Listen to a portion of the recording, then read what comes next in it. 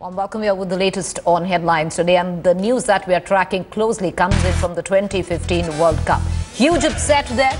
England have now been knocked out of the tournament.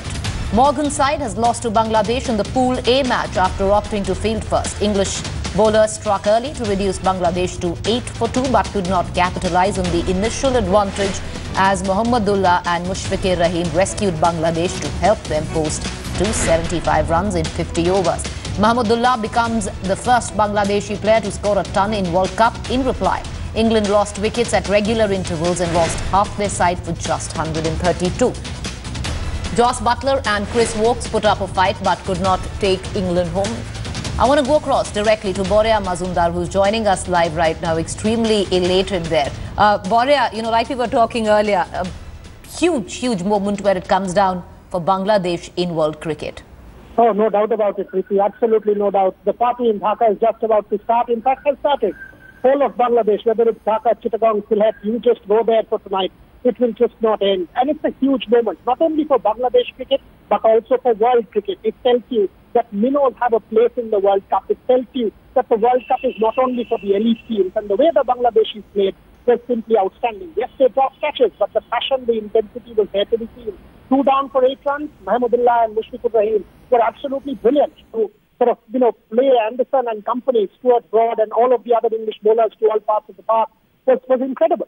And the way Mashrafi Murtaza captained the side, using Saqib al-Hasan, using Arafat Sani, using Rudel Hussain. Rudel Hussain is the toast of Bangladesh tonight with the last 2 dismissals, both those in the stump. Amazing moment for Bangladesh cricket. And I am delighted because this is a big step forward for world cricket as well. Boria, where does that leave India now when it comes down to the quarterfinals? In all probability, we are facing off with Bangladesh then. Correct. I mean, it's a huge advantage for India going into the quarterfinals. It will be in Melbourne. If you ask Mahendra Singh Dhoni at the beginning of the World Cup, you will face Bangladesh in Melbourne for the quarterfinals. He would say 200 times out of 100, I would take it. So it's a big advantage match for India, perhaps 90-10. India would say, they have a foot in the semi-finals. Yes, in cricket, anything can happen. There's no sense of complacency, especially after the way Bangladesh played today. Having said that, the way India has played so far in this competition, and if you judge the two sides and relative merit, you would have to say India starts each team.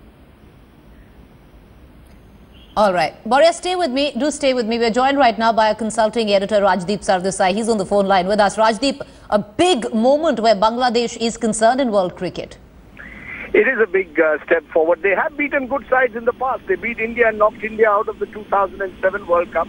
Now they've knocked out England out of the 2015 World Cup. But to have done it in the conditions that they did in Australia and on wickets perhaps, which in the past they were not as familiar with, I think it's a huge achievement for Bangladesh cricket, and I think it also reveals the state of English cricket. So it's a tribute to Bangladesh cricket, but it's also a sign of just what has gone wrong with English cricket, because they've been demolished by New Zealand, they lost to Australia badly, and now they lose a big match to Bangladesh. In between, they lost to Sri Lanka after scoring 300 runs.